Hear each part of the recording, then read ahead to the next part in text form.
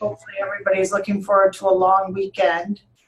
And Chris will continue to keep score of how many of the IPM program attend this training, and we'll see how we fare at the end. So today we're going to talk about developing goals as a key step on your path to success. And before we jump into the goal setting process, we want to go through just a little bit of background. Some of you may have been on the supervisor training on Monday, I think it was. And if so, this might be a little bit redundant, but this will just be a few minutes of the presentation.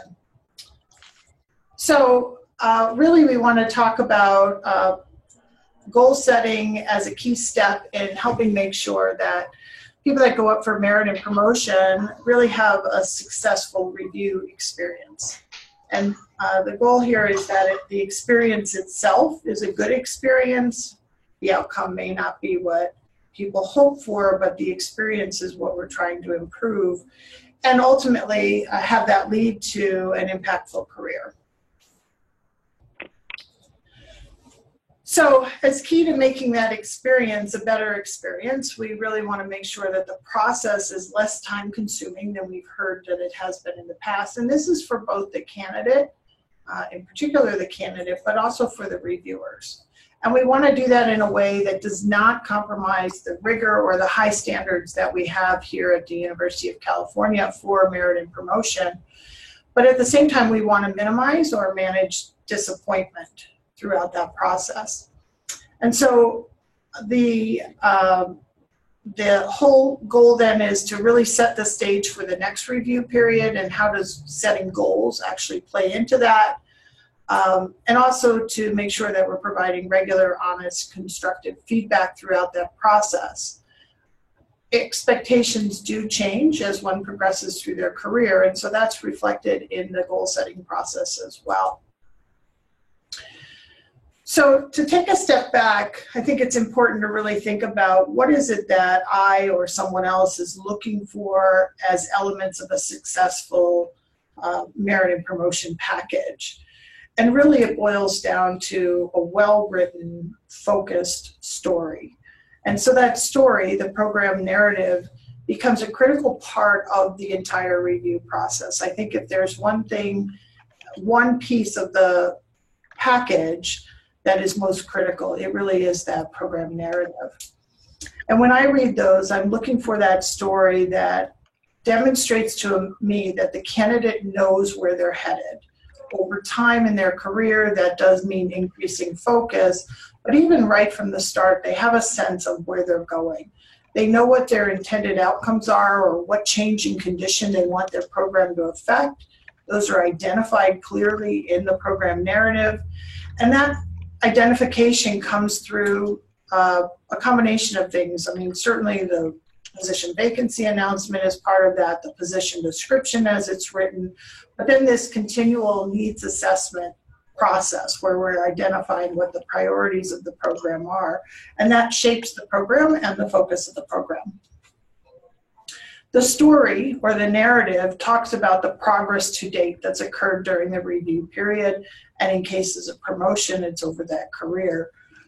But that progress includes examples of scholarly activity, but these are at a very aggregated level from the perspective of how these activities are making progress towards those intended outcomes.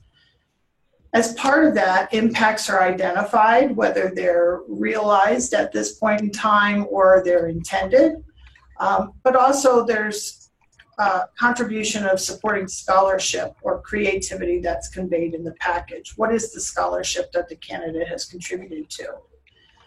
In addition to that, there's evidence of professional competency that your peers or others have recognized you for the contributions you make for your scholarship.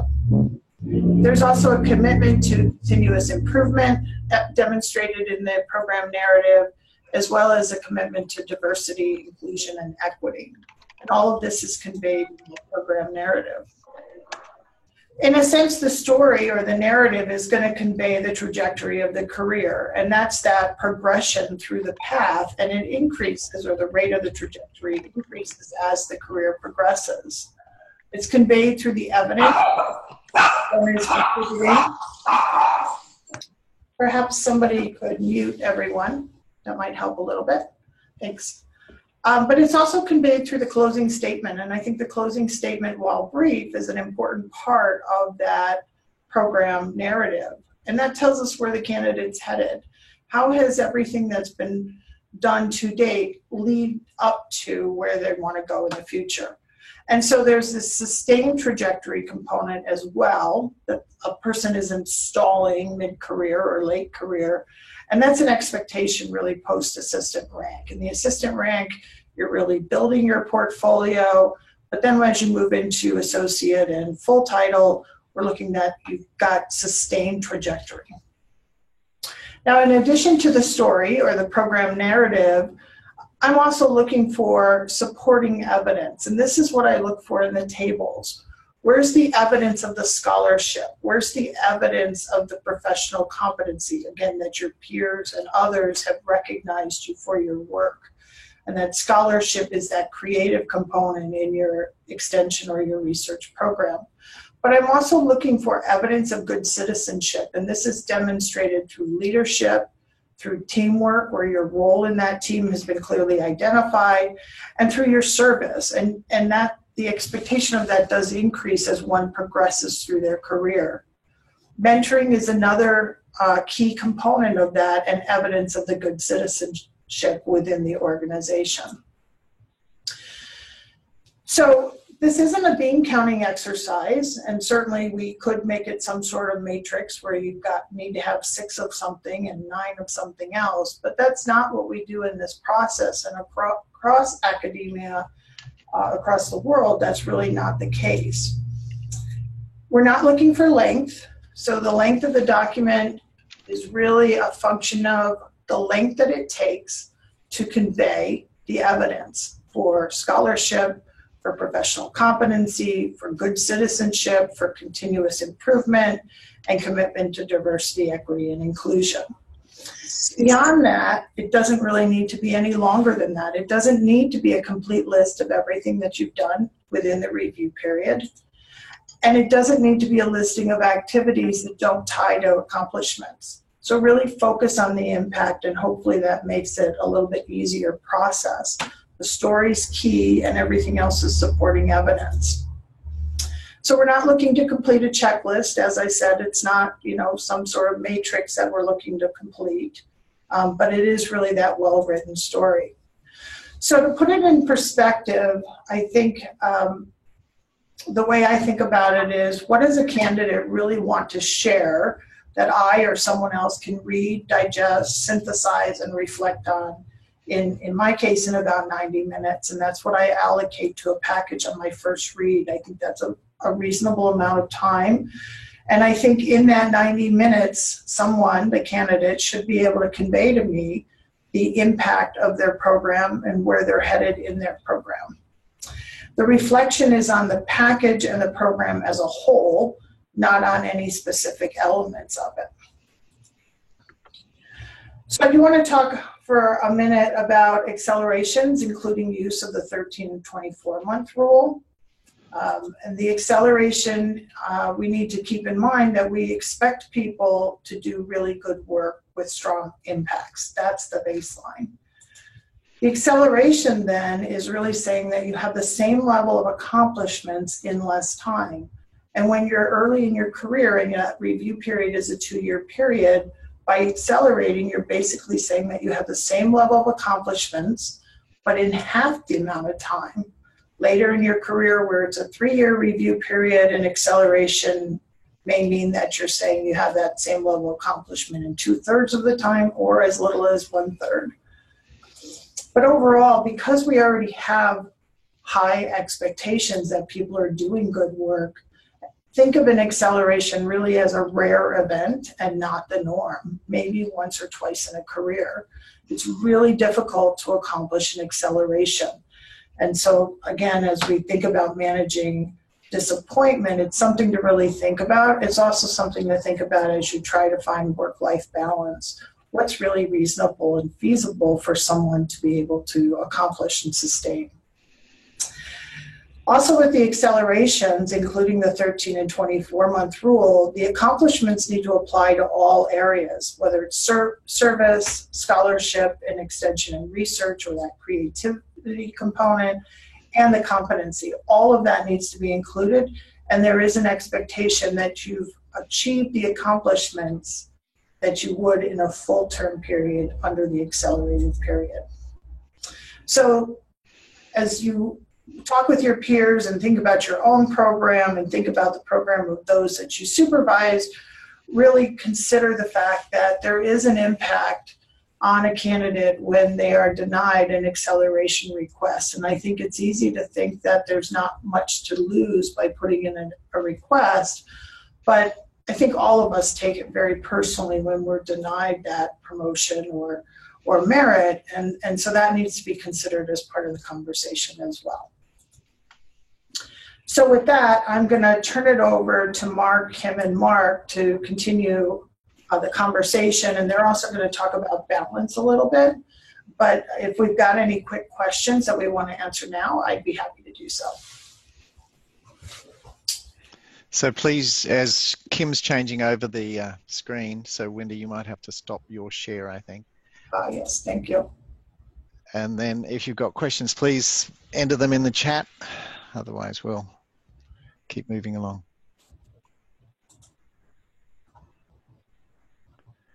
Let's see. Lisa has a question about mentoring.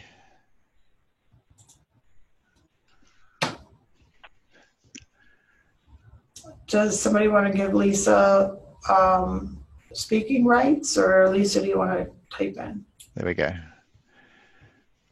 Does that specifically refer to mentoring other academics? It could be program staff as well. It doesn't necessarily need to be academics, but I think you're referring to the slide where we talked about the citizenry, and it certainly would mean mentoring other academics, your peers, but program staff as well. And mentoring is not a a single occurrence. It's that sustained mentoring role. So yeah, as you indicate, you've got 3 full-time staff, and those would be program staff largely, and so that would be part of the mentoring process as well. Great. Maybe time for one more question, otherwise we'll move on. So Kim, and please just continue putting into the chat as we go along, and we can try and make sure we get to all the questions as we go through. So if we can go to the next. So Mark, you can see the slide? Yes. Great. So just Wendy covered material there, and just wanted to point out there was a lot in that. So Wendy's material is, you can find it in the learning development site, and so just showing here, if you go into the office and team management part of the learning and development, you click on the performance evaluation, and that takes you down to the right hand side of the screen where you can find access to different resources. So it'll take you to the HR website, but also you can see the third arrow, which points out your narrative, telling your story, elements of a successful program. That's an info sheet about what Wendy just talked about. So that just got loaded up this morning. And if we go to the next one, that's what the sheet looks like. And I do want to point out, Wendy, I added one thing at the bottom of your sheet, which was if people learn to tell their story in their performance review, then it's helping them tell their story elsewhere. So learning to do this is much broader. Okay. So we just, our assumption is just to get us going, and if you can put in the chat, everyone probably already sets goals in some form, and so we're just wondering, are your goals a central part of the program and your discussions? And if you can just quickly jot in, yes, you use them a bit, you use them a little, a lot, and then we put in what are goals. So we've got a lot. Anyone else? We won't mention names, so it's all confidential. A lot. A lot. Good.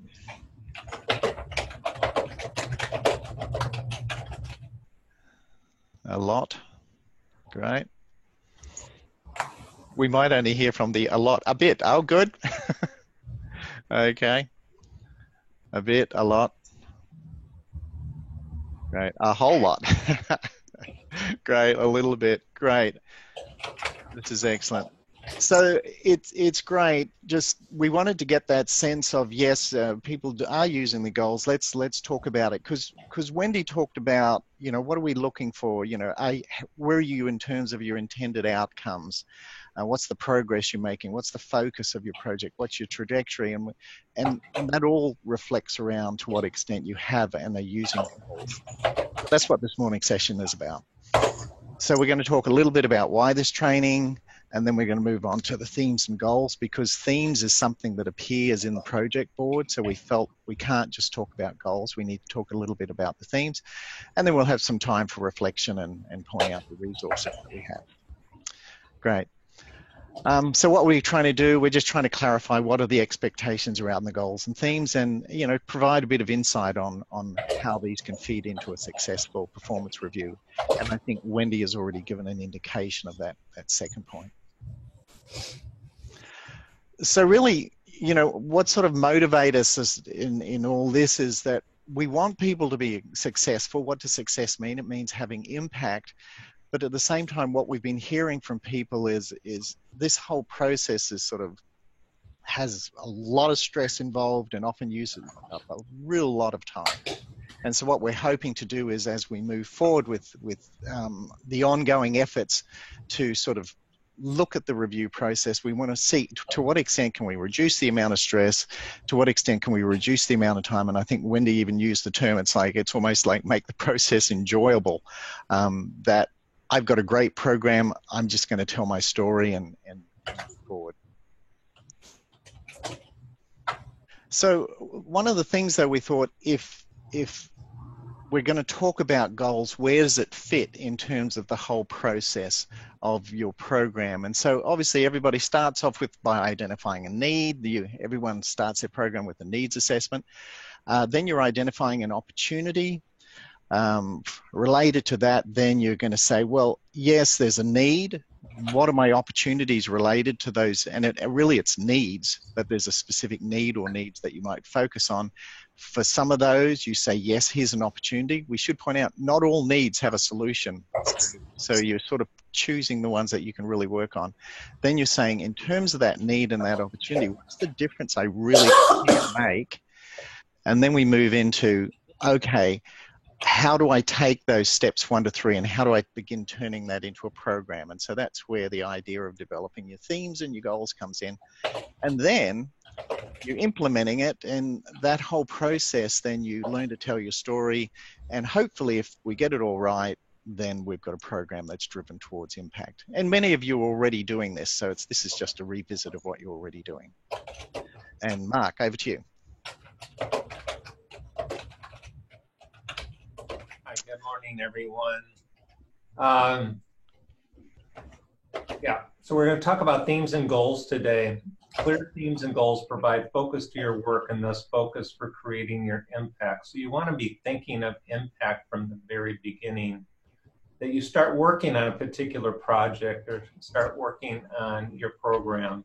And by having those clear themes and goals, you can stay focused and know what you need to say yes to and what you need to say no to when people ask you to do things, because you want to keep on track. Next slide.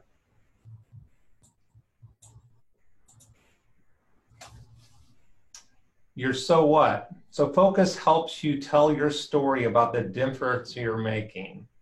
It is your impact, your so what. It's not just, I gave so many talks, I wrote a few papers. It's actually creating this story and being able to communicate to the people you're serving what the impact you're having on their lives. Next slide. So the training objective here for themes. So what are themes all about? To reach an understanding on what themes are and how they fit in your story, and then show you to illustrate how those themes can focus your work and contribute to merit and performance narrative, which we're going to talk about later. So terminology. So you all hear about themes and goals and objectives, but just to go over in case you're unclear about what those terms mean. themes are subject matter around which your program is organized and for which your goals are created. These are possibly from Project Board. They are very broad in nature, these themes. Typically, these themes are shared by many of us because you're going to use existing A&R terms such as come from our strategic initiatives, our program theme names, our public values, our condition changes forever. So the language all of us use in developing our themes is going to be similar. We're not going to be, it's going to bring us together as an organization. And even though we're doing different types of work, sometimes those themes will be similar between many of us. You're all, of course, welcome to develop your own themes, but we would like to keep those themes as much consistent amongst between us as we possibly can, and we'll give you some examples how that works in a minute. Next slide. So here's an example. Let's say you work on orchard crops. Okay, so you're going to want a high-level sentence at the beginning of that to define the scope of your work. So a theme would be, these of course are made up. A theme would be protecting California's natural resources. And this was pulled directly from our condition change phase. And underneath that, you would have a subheading for your theme, which is a little more specific for you. And in this example, it would be under that heading, it would be reduce environmental impacts in orchard crops. Okay, these are very broad, very long-term.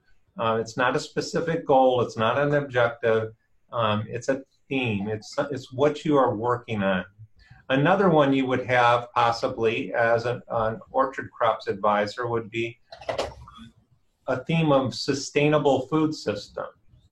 Okay, so there's going to be a lot of people in our organization with this same general theme, but then you would break it down and have a subheading under that theme would be perhaps improve food safety in orchard crops. And this is a theme you could work on perhaps your entire career. It may not be, but it could be your entire career. So what we want to do now is just take a few moments to share one of your themes and this high-level descriptor that we have in the chat box. We're not going to take too long here. Just type them in real quick so we can share those.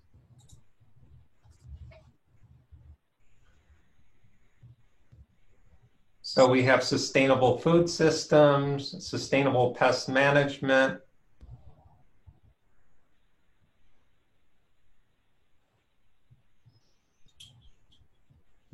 these take some thinking and longer to type. Anyone else want to contribute? Increase food security, promoting healthy people and communities. Excellent.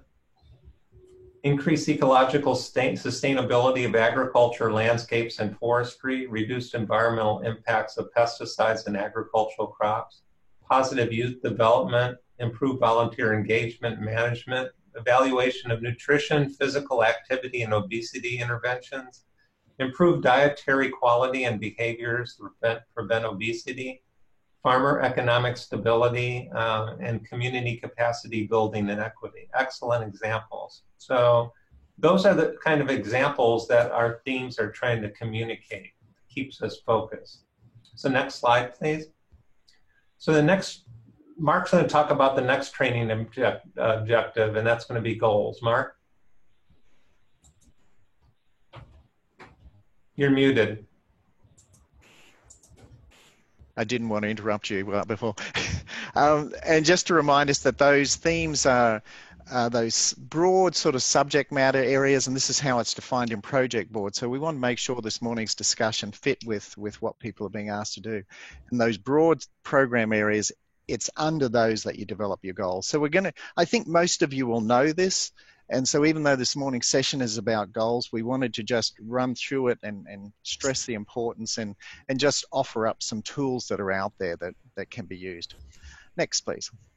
So I really like the idea. When I was looking up with guides about the idea of goals and so on, you know, in Project Board, it's defined as a general statement of your program's purpose.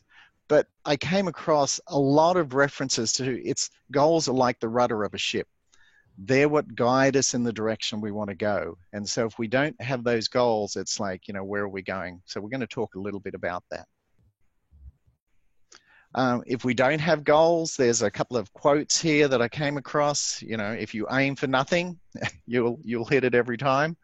And I think, you know, Yogi Berra is famous for his various quotes. And if you don't know where you're going, you'll end up someplace. And just to go back to, you know, why on the right there, I think many of you probably know of Stephen Covey, the 7 habits, and the whole idea of you're beginning with the end in mind. Where are you wanting to go? And the literature, particularly the management literature, is just full of examples of the importance of setting those goals and having them clear. And I think it's because they provide, not only do they provide and help with clear focus, but they ensure that we have focus. And they are really the foundation for success. So we introduced the idea that goals are part of a process. So we're quickly just going to run through those again of like leading up to your goals. So we had this diagram, and we're going to go through them very, very quickly. So, you know, if you want to set your goals, you're starting with what's the need? What's the need you're trying to address? And what's the need that people have, and what are the goals they're interested in, and what do they want? So the whole importance of developing your goals in as obviously as most of you do, all of you do, it's like, who's my clientele and what are they interested in, what do they need and what do they want? And then the whole idea is what need, if solved, will actually make a significant difference. There's lots of needs out there, but which are the ones that are really going to make the difference? So one of the things when Mark and I and Kim were talking about is, yeah, there can be lots of needs, but not all needs have an opportunity. There's just some things we won't be able to change. So part of the process is saying, where can we make a difference? And then related to that, it's what's your comparative advantage? What are the things that I can get in there and really, with my sets of skills, with the organization sets of skills, what can we change? Where is that opportunity? The third then goes back to what is the intended change? And Wendy talked about condition changes and so on. So what is the change we can make? When we solve it, which is what we're working towards, what difference will it make? And that's where, you know, using the condition changes provides you clarity and provides shared languages on what's the sort of differences we're wanting to make across the organization. So if we take those 3 things, then, and it's a collaborative process, out of those we begin to set our goals.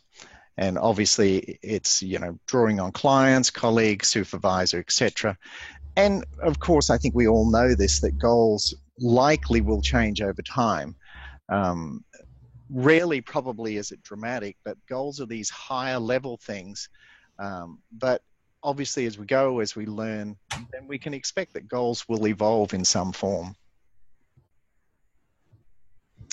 So, you know, Wendy talked about goals and trajectory, and your annual evaluation or your merits and promotions. It's really the opportunity to highlight, you know, the progress you're making against your goals, and what's your impact related to that. So typically, next please. You know, if you've got your goals clear, this is where we're wanting to go. These are the sorts of changes we're trying to make. The annual process is we know where we've come from, and simply this annual or whatever, you know, even during the year, it's the opportunity to say, where am I in terms of where I was and where I'm wanting to get? And associated with that, it's also the opportunity. That's when you might be revisiting your goals and saying, we need to tweak here. So making it that dynamic process is really important. But whatever, you've got the clear goals, and so that's what you know where you're headed, and you can report against that. And when I say report, I'm not just thinking it's like what I'm doing in a formal annual evaluation, but just for yourself, where am I in terms of making progress? So there are a bunch of tools out there, and you know, if this was a different type of workshop, we'd have people sit around and work on their goals and develop and do it collaboratively. But we're just going to introduce some of the tools, so that we will very briefly show some slides. If you can go back, please. So we've got logic model, mind maps, log frames, SMART goals. We're going to run through each of those, but I'm just wondering, does anybody have anything else that they use in terms of setting their goals? Just if they can stick it in the chat, I'd be interested. Maybe there's other tools that we could share with people. So just wait a few seconds if anybody has something different they do, or if you use one of those specifically, you could say which one you're using now. Log frames. And we'll talk a bit about log frames. The FNEP 5-year plan goals. Thanks, Katie. Logic model, grant deliverables, logic model, strategic plan goals, SMART goals. Particularly helpful. These are great, and that's what we expected, but the point is, I think there's no one single way to do it. There's a bunch of tools out there, and I actually use a combination when I'm setting my goals. So let's run through some of these briefly. I think most of you have heard of the logic model. It's become quite popular over the last few years. We won't particularly run through it, but the point very much with the logic model starting, what's the needs, your audience, what's out there, what's needed, and then it's very much developed with the idea, where do I want to get to? What's the outcomes and impacts I'm trying to get to? And so again, it's extremely helpful in your program. So that's one tool. Mind mapping is one that I like. You know, what is it I want to improve and change? And then it just around that, it's like, well, what's needed to make that change? And so yeah, you can go to the next one and I'll demonstrate. That's exactly how, and I've shared this with all the statewide program and institute directors, this is how I've structured my themes and goals. It's like, I want to influence reach, expanding the number of people. So how can we do that? There's many ways, but where's my potential area of influence? And I'm particularly interested in the virtual presence, for example, the blue shapes. So that means having materials in appropriate form, etc. It means working on our sites, and long term, it's like, can we develop a customer relations management? So that's just one example, and that's how I actually do use it. And then the next, Conrad mentioned that he uses the log frame. This has been around for a long time and is particularly used in international work. The log frame actually stands for logical framework. And it's the whole idea, if you see down the bottom where it says if and then, so the idea is, if I do this activity and I consider this risk or assumption, then I should be getting to this output. And it continues up through the table. If I get this output and I consider that risk or assumption, then I should get to that outcome, etc. And then ultimately it's feeding into the goals that we're trying to get to. Mark. So when you talk about developing your goals and objectives, one of the techniques that's been developed by human resources specialists for decades, and many of you are familiar with this, are the SMART goals or SMART objectives. And developing SMART goals for each academic title, rank, and step as appropriate to provide constructive, consistent, and appropriate feedback and support. So those, that acronym means S, specific. So your goals should be specific, they're targeted and understandable. They're measurable, so they need to have quantifiable indicators in them.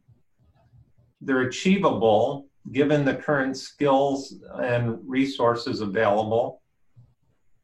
They need to be resonant and relevant and important to you and ANR. So you don't want to be working on things that aren't relevant to ANR or your clientele. And also time bound.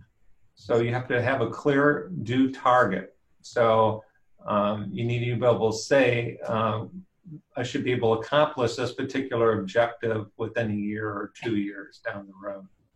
So these are smart goals need to be thought of as you're developing it. So you want to check your goals.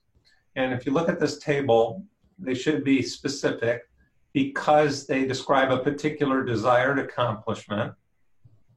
And the assessment, is the goal specific? Does it state specific actions and results to be accomplished?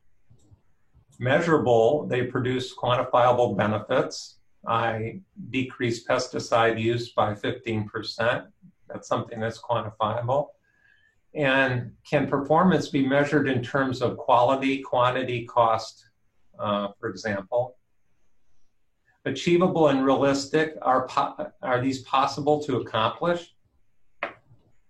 And can the objective be achieved given other priorities and existing resources? So you have to be realistic in your ability to be able to achieve this particular objective given all the other things you're working on. So the next one is relevant. So you need to be serving a higher purpose to align with other objectives. And finally, time bound. You need to have a time target for completion. It makes it really easy to assess it then. If you say, I'm going to accomplish this particular thing in 1 year, then it's easy to assess at the end of that year whether you accomplished it or not. If you did not accomplish it, what were the reasons you didn't accomplish it? And next slide, please.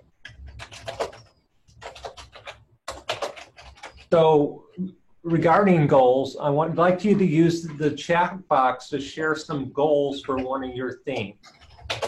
So now you're not talking themes now, which you already shared with me, but you're going down to the next level of goals. So I provided one example that comes from the earlier example when we developed a theme for orchard crops reducing environmental impacts. And two of these fictitious goals that I came up with is goal 1, reduce dust generated during harvest through using cover crops. Goal 2, reduce water use through an orchard management application. Okay, so that's an example. So if you want to share a couple of your goals in the chat box, it would be really neat to share those.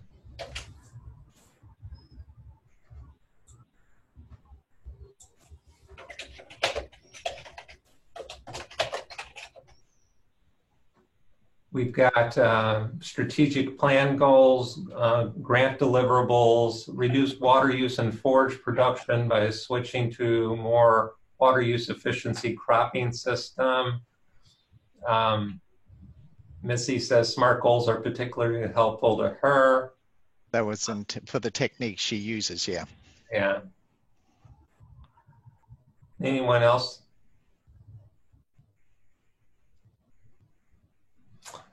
Increase the use of biocontrol agents in disease management. Improve grower access to markets. Revitalize a school garden. Strengthen collaboration with researchers across the UC system and other institutions.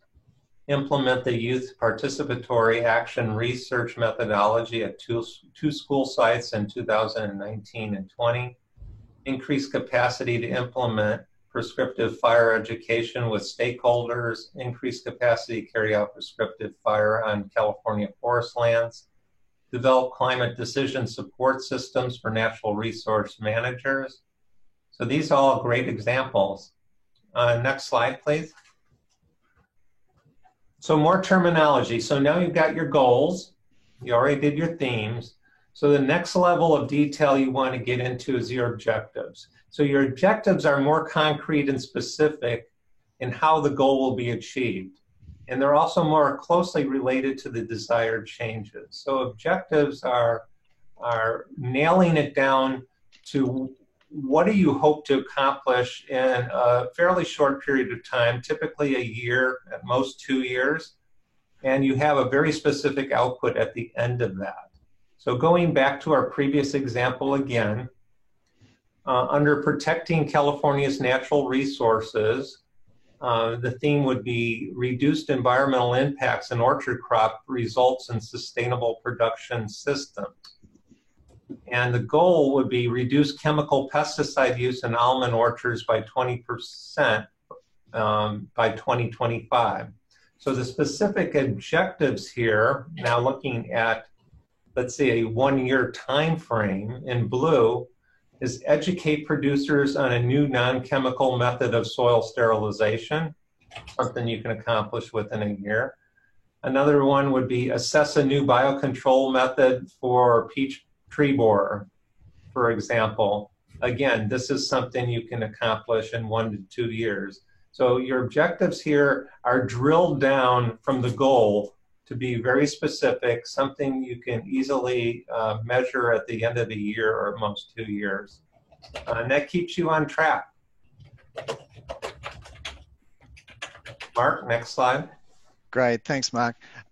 So as we said, that today is sort of just, you know, many of you are using goals. We just want to revisit it and highlight the importance and how we increasingly suggest people use them, because if we're trying to tell our story better, where are we heading? So that just having that story clear to ourselves so we can use it. I actually have my goals written on my board, and I try and relate everything I do to, is that going to help me move towards those goals? So just running through sort of an overview slide of what we've been talking about, you know, we talked about why should people care, and that's those first 3 steps of, you know, are we dealing with something that people really care about? What's the need?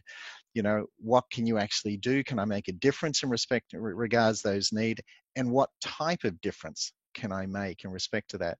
And we take those, and then what we do is, and what most of you already do, is you turn them into your themes and goals. And that's where I just want to stress this hierarchy of, you know, goals are this defined as this higher level thing that we contribute to. We don't necessarily always achieve goals, but we're contributing to them. The more specific bits come under that, and that's the objectives and activities. And as Mark said, you know, those are the 1-2 year things. This is what I'm going to do, and that's going to contribute to help me achieve that objective.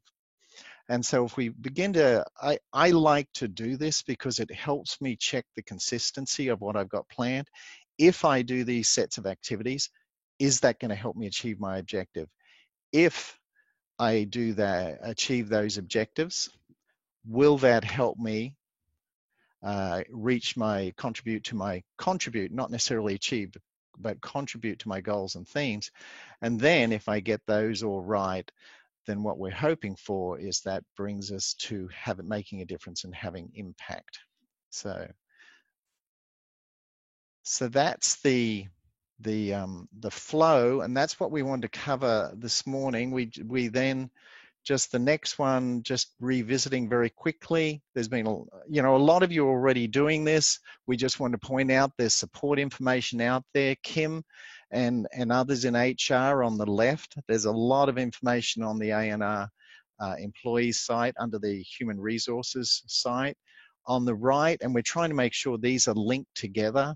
We've got the learning and development site, and if you, as I said, if you go to the office and team management tab, look under performance review, then you'll get down there, and that's where, for example, there's the information on the logic model. We'll add materials on mind maps and log frame and so on.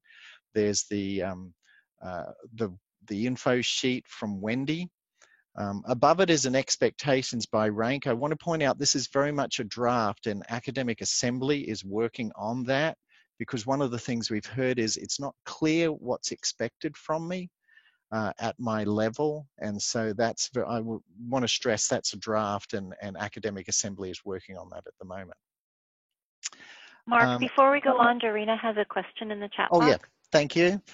In the last example, we are limited to knowing that the activities directly reach the goal of reduction in pesticide use. That is, we can claim we are working to contribute to the reduction, but can we make a direct claim causal? Yeah, I understand what you're asking here. I think when we make claims, we don't want to overreach. We want to be realistic. So when we speak about, in this particular example on reducing pesticide use, we can say that, and Catherine Webb Martinez knows a lot about this, how you word these particular things, but you want to say that, you know, the kinds of activities I've been working on clearly in the field can show less pesticide use, and then perhaps refer to other research where people have looked at the actual pesticide usage and show that that pesticide usage has decreased over the last 5 years on this particular crop. And you can say that it likely had some contribution to it.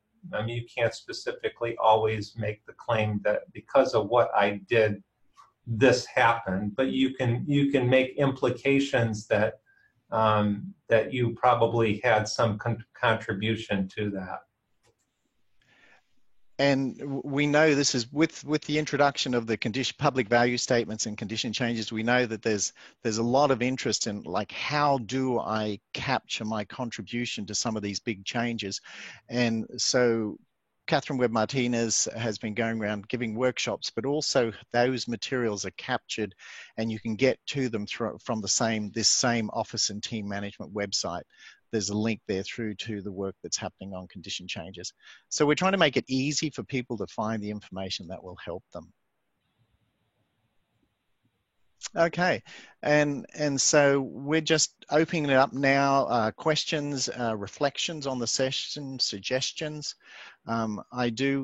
Faye asked me what's the code for the little symbols that were on the slides.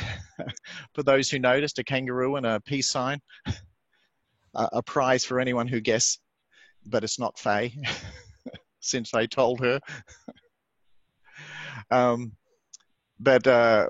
That's mine. Questions or reflections, or Wendy, if I believe Wendy's still on, if Wendy has anything else to add. I don't have anything to add, but I did guess what the symbols meant. And Jim Farrar won the prize.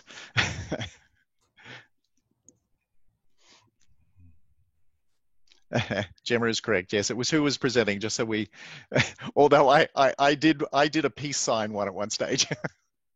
Yeah, you did blow through some of my slides. I didn't want to stop you because you were on a roll. I was going.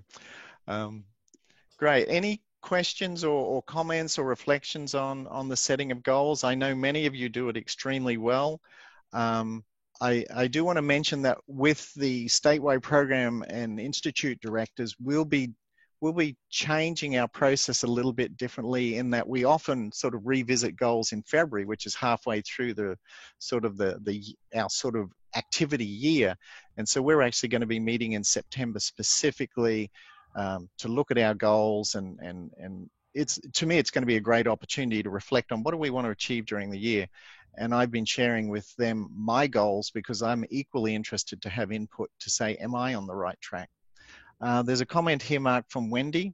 Let me see. A little bit confused about whether goals should be things we think we can change with our work alone, or larger goals our work is helping to contribute to. I think it's the latter. These tend to be larger goals that we all contribute. Very few cases an individual works on an island, so it's something you contribute to. Mm-hmm. And then there's one about, in my research position, I don't have traditional clientele, so I struggle with how to address clientele in the goals section. Can I frame my clientele as policymakers, stakeholders, since our products are typically peer-reviewed publications, policy briefs, and reports? You want to comment on that, Mark? I would say certainly. I mean, it's whoever your audience is. Right, and it's what's the sort of change you feel you can make to influence them and help them, and that becomes the goals related to the opportunities, the needs, what differences you think you can make for your clientele. When I think of my goals, I think I look down the road in 10 years, for example, what kind of difference do I want to have?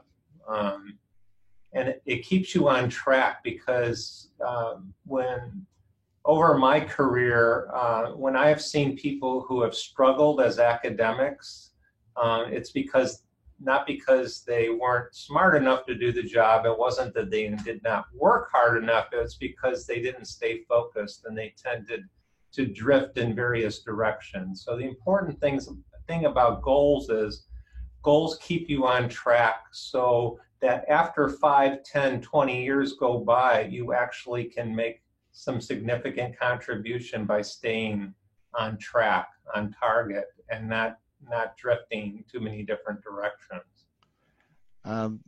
Thanks, Mark. There's another question here from you. Are we encouraged to use condition change language as the themes? You want to comment on that one, Tech? Oh, absolutely. Yeah, and the point that Kim raised when we were discussing today's session was that, you know, there is freedom to come up with the themes that you want, but the extent to which there's common usage, it allows people to cross-reference. So it's not required, it just can be helpful in terms of finding people who are working on similar areas. Is that correct, Kim? Yes. Okay, great. By using similar language, as an organization, it really makes us easy. If some stakeholder out there or policymaker out there wants to know what's ANR doing in this particular area, we can easily pull up through searching through Project Board. We can easily pull up all the work being done impacting that particular theme area, because and that's the benefit of using the same language and not everyone inventing their own language. It makes it more difficult to find out who's doing that type of work. Great. Anything else? We had an hour and a half schedule, but we actually hope to finish a bit early, allow time for discussion, but also knowing people have lots to do. So are there any other questions or comments from Katie? I remember hearing something about plans to update the ebook by this month. Should we expect any updates for this review cycle? So that's Kim and Mark. Yeah. So, Katie, there is a lot of discussion going on right now between PRC and the Academic Assembly Council Personnel Committee on some potential changes. And as we have in past years, any changes, we put them in that first couple of pages of the ebook, really highlighting on what they may be. We do kind of have an October 1 deadline. We like to try and get that ebook out, the new edition, by the start of the new review period. So that is our goal. And, you know, hopefully we can, you know, make some changes happen, and we'll keep everybody updated. And we also want to provide, in addition to this, to support the ebook, like, you know, Wendy's points of what she's looking for. So make that available. That's just available in a single page form, so people can look through it and say, you know, what should my program look like? What are the elements, and how can I construct my story? Should we incorporate ANR strategic goals throughout our goals? That's from Laurie. Yeah, I think anytime we can incorporate the language, the ANR speak language, whether it's strategic goals or public value statements or condition changes, anytime you can incorporate that language into your goals and themes, it's great. If you can do it, that's great. It's helpful to show the policy makers and stakeholders out there that we're having those impacts. And apologies, Lauren. It's Lauren, not Laurie. Anything else? We would appreciate any feedback on the session. We will try and get some additional support materials out, like I said, on how to do mind maps and so on, and we'll get that onto the learning and development page as soon as we can.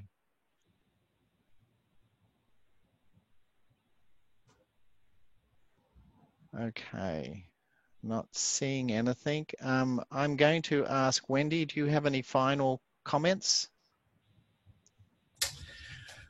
I do not. I mean, really, the intent here is to help everybody be successful and to, again, try to contribute to as much of a good experience as one progresses through their career as we can.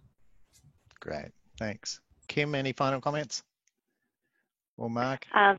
This training has been recorded, and I will post it to the AHR website hopefully before noon today, so you can reference it or you can share it with your colleagues.